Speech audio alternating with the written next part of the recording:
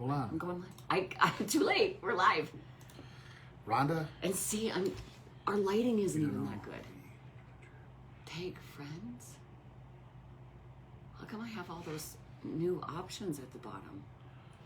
I have no idea. Rhonda's complaining about her phone today, guys. So that's kind of a chit chat.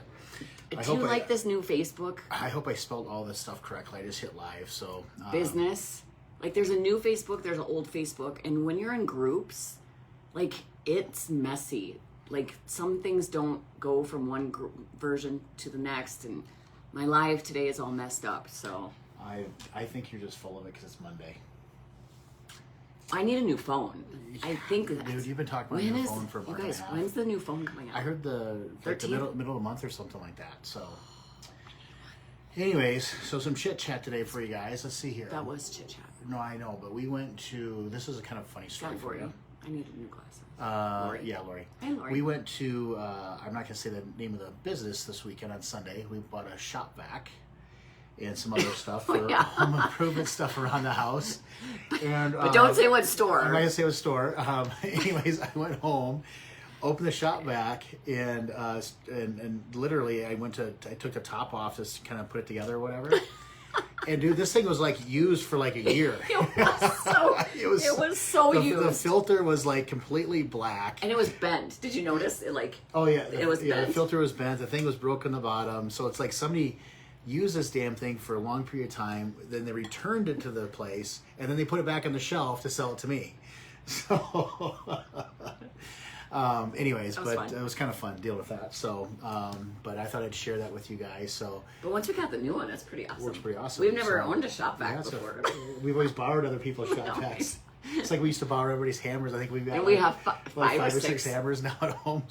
I think that's a topic in itself. Like, what have you borrowed and not returned? Because it's probably in our garage. I have a drill from my brother that I borrowed like 20 years ago that I still have. So no, I think we just threw it away because the cord was like broke on it, right? So level, shovels, rakes, yeah. Brooms. Well, even though I do very little manual labor around the house. Period. This is why we have to borrow shit. So I have to borrow shit from everybody all the time. So, anyways, that's my chit chat for today, guys. So, hope you guys enjoyed the fun of that. But what we do want to talk about is you don't know. Say it. What you don't know. What you don't track. Oh, yeah, you don't know what you don't track. So, we want to talk about the different tracking mechanisms to track. Mechanisms. That's a very sophisticated word. I'm very intelligent today, so we're like, I don't know what we're to track your food. Okay, so to track your meal plan, your diet, your nutrition. Because we hear this from some clients too. So when we talk about an 80-20 rule for clients, what that means is eating 80% of your plan and having some 20% of flexibility, 80 or 90%. But so you ask them what they. If they didn't follow their plan, or let's say, here's a better example. Let's say you're talking to a client and they follow their plan 50%. So the question is, what did you do for the other 50%?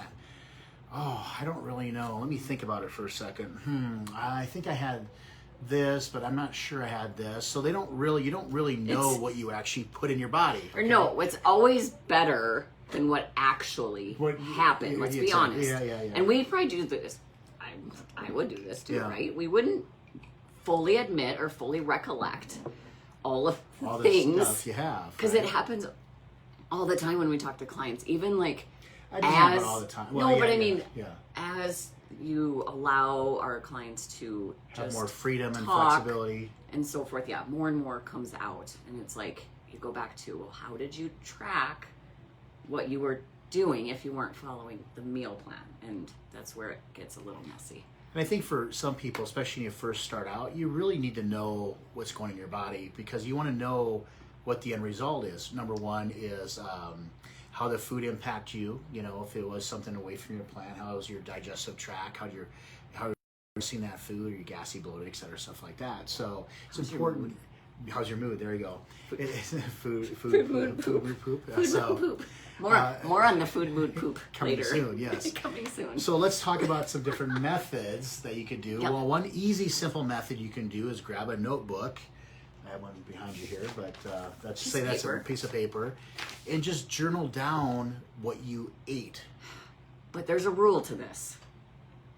You can't pick and choose what you journal. You've got to put down. You have to this be is, true to yourself. I think this is the number one rule for any type of that you're doing, right? Lying gets you very far. The so output is only as good as the the input, Yeah, right? So be truthful Be as far as truthful what and you are honest. putting down in that piece of paper. And journaling, as simple and elementary as it sounds, it's if you do it accurately and maybe even make a few comments in terms of maybe mood, Yeah, how you felt. where you were, who you were with, or maybe the reasonings behind it. We've had several clients do this, and it's actually very powerful because you really can uncover a lot of habits or times of days, emotions that are tied to different things you're eating. or situations. I can think of one particular client I had journal, and this was after about 18 weeks on like a meal plan of sorts. And then she dropped the meal plan and just started journaling on her own. And it was just a cool process to really identify for her the areas of opportunity and stuff. And she was 100%. And I think to honest. understand truly the areas of opportunities Yeah. for some people too. For her, So, it was eye-opening for her too. And this was after weeks of a meal plan, right? She got some basics down, really learned how to manage her food prep and the healthy choices and how to put foods together and balance all that. And then she started doing it on her own, but journaling it at the same time. absolutely. It was really cool.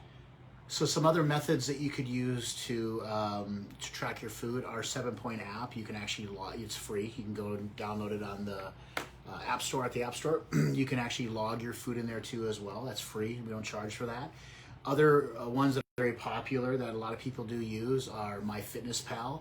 You could actually log your food for that day, or you could Create your create own meal plan, Yeah, within that ahead too of as well. time, right? So if you wanted to plan a week's meal plan or Monday through Friday, you could go in, on Saturday, plan that for Monday through Friday, and then go get your groceries and stuff over the weekend, prepare for that, and then have your own meal plan, all allocated and informed based on, your appropriate calories and macros and so forth. Yeah. So again, I think the like you said earlier, the biggest thing you have to do with this, or probably the most important thing you have to do, is you have to be honest with what you are logging, because otherwise it will not be effective for you in the short term nor in the long term if you're not doing that. And I think one of the biggest reasons we bring this topic up in terms of tracking, so you know what's happening, is because how often maybe do you say, or you hear, or you see on social media, oh, I'm stuck on a plateau and I don't know what to do, or I'm eating healthy and I can't lose weight, or whatever the case might be. Yes. Well, start looking at the what first you're putting in your question body. is what are you eating? What is your output, input, those types of things? And if you can't specifically answer that, well, that's where you should start. And I think the other important thing to talk about is a lot of coaches will talk about calories in and calories out to lose weight and stuff like that. Yes, it's about that. However, though, the sources of food have a bigger impact than calories in, calories out. Now we're veering in a whole No, new I know, but direction. I'm just saying, but the important that's a whole, to log maybe, that food, though, maybe is next because, time's topic. which is fine, but I'm just saying, it's important to log those foods so you know what those sources are you put in your body. I was going to take it a step further with the calories out is such a complicated process, and everyone is different. Like you and I could eat the exact same food, exact same amount, and we are going to process that, absorb it differently, and that the energy out, the expenditure is going to be completely different. It's not, I would say, it's not what you eat, it's how your body utilizes Yes. those nutrients So as far as energy itself, as far as muscle building or growth, I guess should say, and recovery. Just so much that goes, into that too, hormones, as well. So digestive tract, Yeah. all this stuff. So anyway, we So digress a little bit. So there's a lot of other apps that are out there that you can do. Some you have to pay for, some that are free and stuff like that. But there's just a couple of very simple options that you could do or start with just to get the ball rolling. So if you don't know where to start writing your shit down. So very simple. Everyone can find a pen and paper, Yeah. I think. Yeah, I mean it's not that expensive to buy paper and buy a pen. And there's something write about some stuff. writing that can be very eye-opening. It can be very behavior sensitive. You can really change behavior to kind of just going back to us writing gratitude statements Sure, and stuff yeah. like that, right? you can think gratitude statements in your head, but writing it, getting it from here to on paper and having that emotion with it can be a big deal. Absolutely. As always, guys, if this resonates with you, please share with others.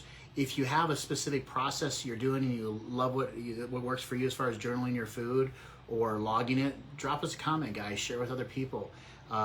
It's important to share your information with others to expand on what you're doing. So, as always, guys, have a great day, and we'll talk to you guys on Wednesday. Peace out. Peace out, guys.